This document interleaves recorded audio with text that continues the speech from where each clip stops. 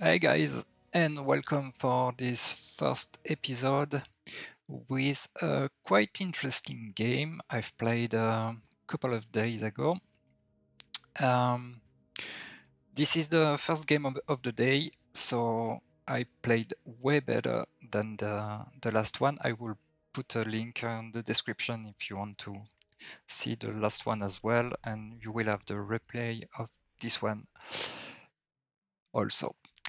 Um, I think this is a great game to show how I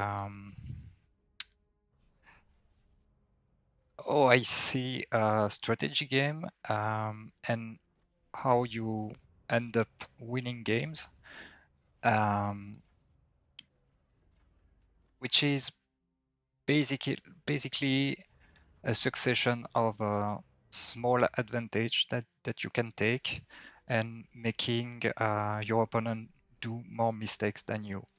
Um, I'm not the main character of the team. No, no one of the players are. Uh, we have to like uh, act like a team, and every small advantage we can take for the team, we should try to capitalize on as much as possible. And I think this game is a great example of that. Um, when I played the game, it felt very one-sided, and I didn't understand why things were going so well for me. Uh, sure, I did play better than the last game, but not by that much. And if we look at our opponent, we have the three strongest player on the corner of the opposite team. So on the paper, it should not be an easy game for me. And I had to watch the replay a couple of times to understand why. So we will soon have a first bit of that answer. I'm not gonna go into detail of my opening. I've made some small adjustments, and I think it's a bit better than before. But there is still things that I could do better, and I have to work a bit on it. But for the moment, I did correct some of the mistakes I was making. So there is the first key point of the game. My Canyon player um, made quite a huge raid at the beginning of the game with 5 incisors, and look at what happened. All the unit of blue is going there. All the blue unit of teal are going there. Those units, by the time, should be there. And they are fighting here. So that's one of the things I didn't realize when I was playing the game. And even after watching the replay a couple of times, because I was so much focused on what I did, I didn't saw that. And that's really, really huge. Still no unit on the front. So my first rocket bot is there. I can start to pick up that LLT, and there is no way my opponent can stop me from doing that.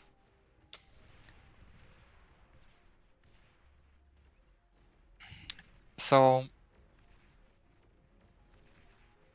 my opponent went also for an aggressive play. It did work well, and I didn't know it, but I'm actually capitalizing on it because now I'm pushing, and my opponent have no units to defend.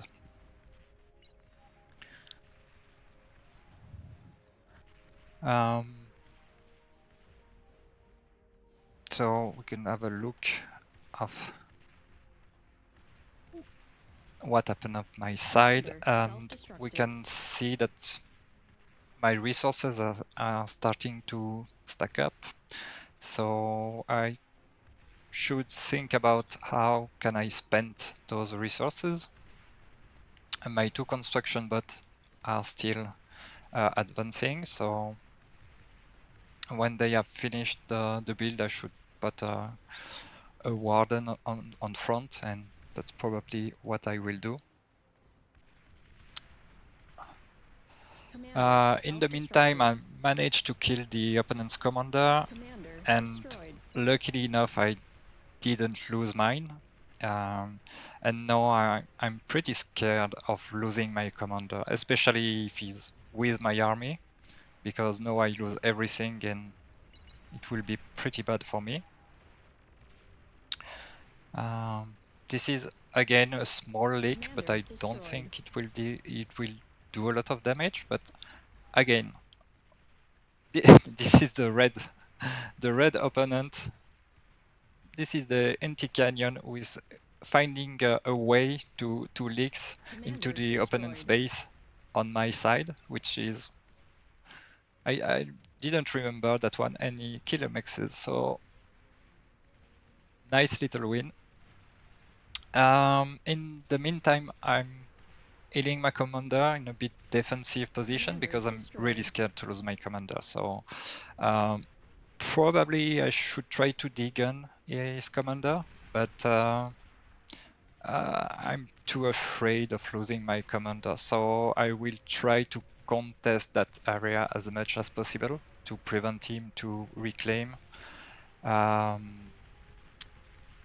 commander, and I'm putting on the warden. As we can see, I have a lot of resources right now, and my 2 construction bots are building stuff, so this is great, but I should think about adding a vehicle lab to pump out more units, because now I have the resources.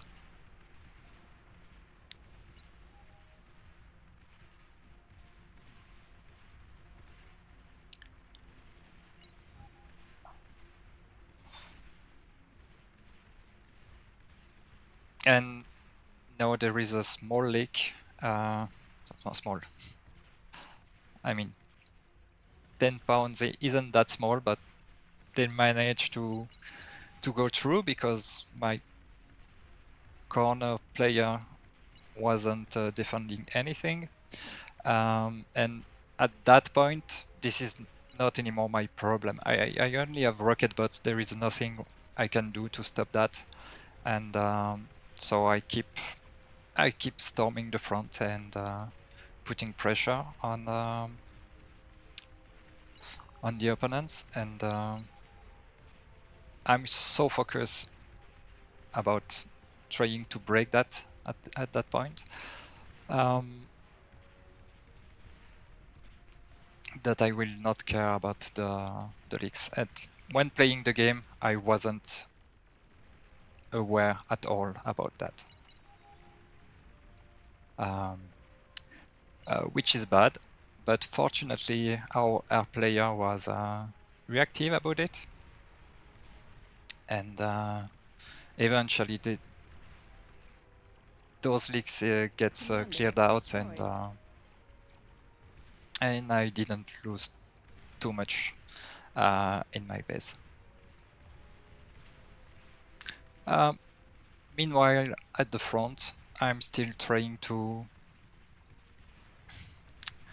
push that because there is not a lot, and I can break that front. And now this is completely open, and I have some grunts, sorry, and I should definitely try to push that way because there is nothing to stop me. Not with the rocket bot, but with a few groups of pawns, of grunts, I should go there and see what happens. And at this point, I still don't understand why I break so easily into that. Because when I see my canyon is not doing well. My corner player, I've never seen him helping me, so I don't really understand what happened. But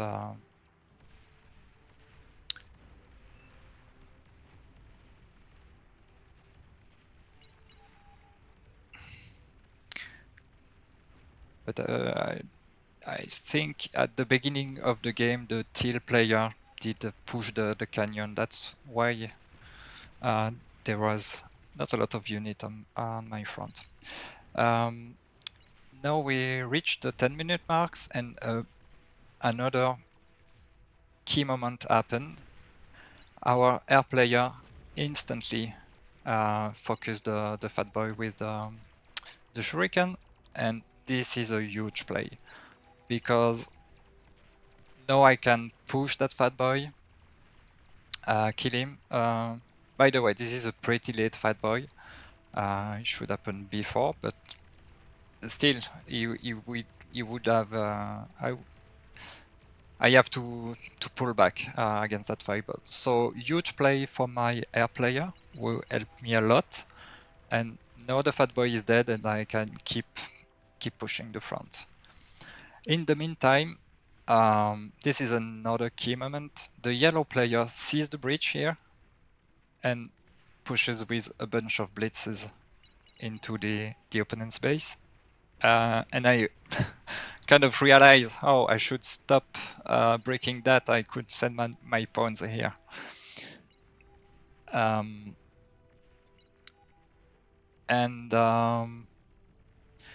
Yeah,